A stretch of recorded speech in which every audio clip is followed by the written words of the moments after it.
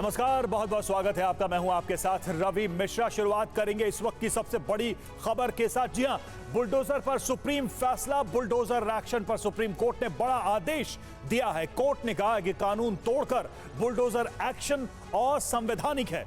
नियम का उल्लंघन करने वालों पर, ऐसे अफसरों पर कार्रवाई हो और गलत तरीके से घर तोड़ा तो मुआवजा मिलना चाहिए। दोषी कौन है ये कोर्ट तय करेगा, कार्यपालिका जज नहीं बन सकती। कोर्ट ने कहा घर गिराने से पहले 15 दिन का नोटिस दें, रजिस्टर्ड डाक से नोटिस भेजा जाए। नोटिस में बताएं घर कैसे अवैध है। नोटिस को घर की दीवारों पर चिपकाएं।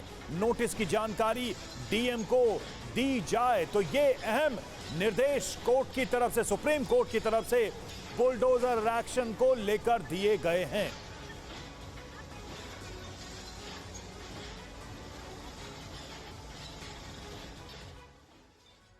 तो बुलडोजर एक्शन पर सुप्रीम गाइडलाइन, क्या कहा गया सुप्रीम कोर्ट की तरफ से, एक बार उस पर नजर डालते हैं। विध्वंस से पहले आदेश के खिलाफ अपील का वक्त दें। घर गिराने के पहले 15 दिन का नोटिस दें। नोटिस को घर की दीवारों पर चिपकाएं, यह कहा गया है। और रजिस्टर्ड डाक के जरिए, कोर्ट ने यह भी कहा कि रजिस्टर्ड डाक के जरिए नोटिस को भेजा जाए। और पांचवी, ये महत्वपूर्ण पॉइंट है, पांचवा पॉइंट कि 3 महीनों में पोर्टल बनाकर नोटिस साझा करें। नोटिस में क्या अवैध है ये बताएं और इसके लिए कागज जाना चाहिए। बिना कारण बताओ नोटिस के कोई तोड़फोड़ न की जाए और नोटिस की जानकारी स्थानीय प्रशासन को भी दी जाए। ध्वस्तीकरण कार्रवाई की वीडियोग्राफी करने के भी निर्देश इसमें दिए गए हैं। और सार्वजनिक भूमि अनधिकृत निर्माण पर निर्देश लागू नहीं होगा, यानी कि जो इलीगल ऑक्यूपेशंस होंगे उन पर यह आदेश लागू नहीं होगा। और सुप्रीम कोर्ट ने क्या कहा है ये भी देखिए। कानून ताक पर रखकर बुलडोजर एक्शन असंवैधानिक है। आरोपी या दोषियों पर मनमानी कार्रवाई नहीं की जा सकती। सत्ता का गलत इस्तेमाल करने वाले अधिकारियों को बख्शा न जाए।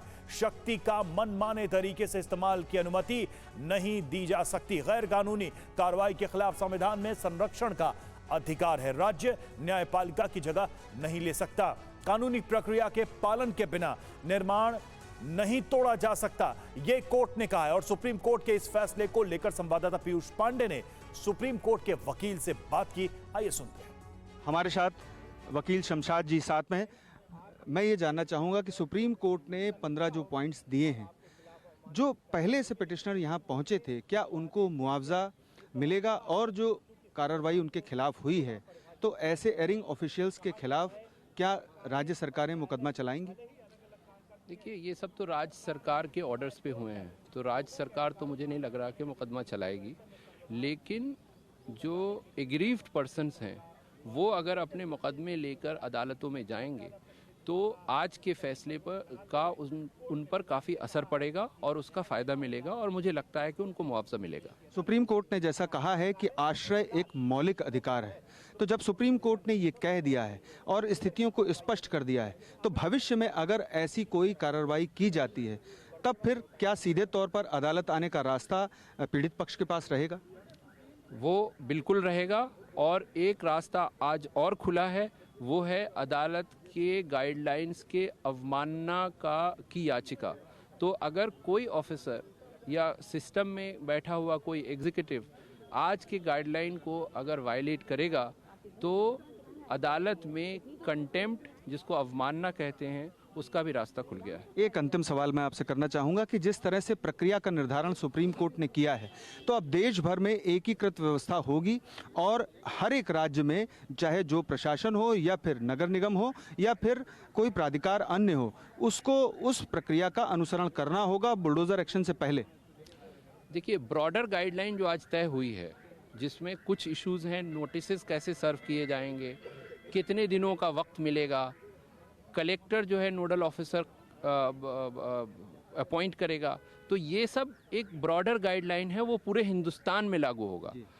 लेकिन जो तरीका होगा, जो बेसिस होगा, जिस बेसिस पे फाइनल फैसला लिया जाएगा कि ये इंक्रोचमेंट है या ये इलीगल है या कंपाउंडिंग हो सकती है, उन मामलात पर जो लोकल लॉज हैं वो उसकी बुनियाद बनेगा। सुप्रीम कोर्ट ने ऑब्जर्व किया है कि आप जब ये फैसला करेंगे कि घर किसी का तोड़ना है, तो आप सिर्फ उस पर्टिकुलर घर को आप आइडेंटिफाई नहीं करेंगे, आप देखेंगे कि और भी क्या इस तरह के वायलेशंस हैं उस विसिनिटी में कि नहीं है। तो जब इस पर फैसला होगा, जब ये एडजुडिकेशन होगा, तो ये सारी बातें सामने आएंगी।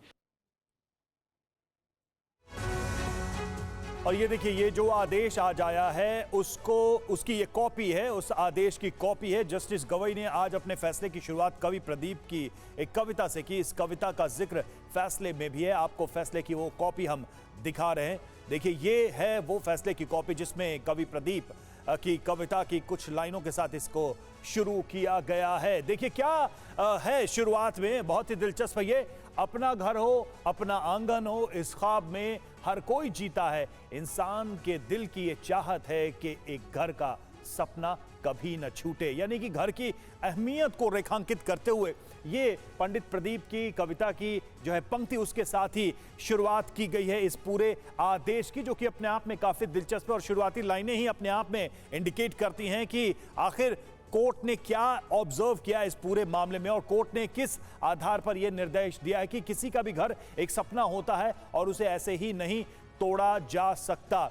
और सीधे तौर पर अगर हम देखें तो कोर्ट ने कम से कम ये जरूर इस निर्देश के तहत सुनिश्चित किया है कि लोगों के घरों को बुलडोज न किया जाए किसी भी सूरत में। ये अगर ग्राउंड बनता है कि कोई आरोपी है इस घर का सदस्य या कोई दोषी है, ये ग्राउंड या आधार नहीं हो सकता और मनमाने तरीके से बुलडोजर नहीं चला सकता। अगर इलीगल ऑक्यूपेशन भी है या अवैध कब्जा है तो भी एक प्रक्रिया अपनाई जाएगी। पीयूष, हम वो जजमेंट की कॉपी देख रहे थे, आदेश की कॉपी पंडित प्रदीप की कविता की लाइनों के साथ इसे शुरू किया गया। उसमें एक तरीके से इशारा साफ है कि आम लोगों के घरों का जो सपना है उसे सुप्रीम कोर्ट टूटने नहीं देगा। सरकार की ताकत पर एक अंकुश लगाया जाएगा। पीयूष। बिल्कुल रवि, देखिए आम जनता की जो संवेदना है उसको उकेरा है सुप्रीम कोर्ट ने सबसे पहले पंडित प्रदीप की कविता को लिख करके, और ये स्पष्ट कर दिया है अपने फैसले में कि रातों रात आप किसी का घर जा कर के तोड़ नहीं सकते हैं। देश में अराजकता का माहौल नहीं है और नियम और कानून है। जो आश्रय है वो एक संवैधानिक हक है, और ऐसी स्थिति में जबकि आर्बिट्रेरी तरीके से अगर कोई एक्शन लिया जाता है तो वो पूरी तरह से असंवैधानिक है। सुप्रीम कोर्ट ने अपने फैसले में ये सब साफ करते हुए 15 निर्देश जारी किए हैं, जिसमें 5 प्रमुख निर्देश हैं, और उसके तहत जो दिशा निर्देश हैं वो तय किए गए हैं कि किस तरह से प्रक्रिया का पालन किया जाएगा। यानी कि 15 दिनों का नोटिस ज़रूरी है। उस नोटिस की जो जानकारी है वो मजिस्ट्रेट को और जो दंडाधिकारी यानी कि जो न्यायिक अधिकारी है उसको भी भेजी जाएगी, और साथ ही जो दूसरा पक्ष है उसको ये जानकारी दी जाएगी कि आपके खिलाफ ये एक्शन लिया जा रहा है, नोटिस चस्पा किया जाएगा या नोटिस उसे सर्व किया जाएगा। साथ ही उसे मौका दिया जाएगा, जैसा कि सुप्रीम कोर्ट ने अपने फैसले में कहा है कि दूसरे पक्ष को मौका दिया जाना ज़रूरी है, यानी कि वो अपना पक्ष रख सके।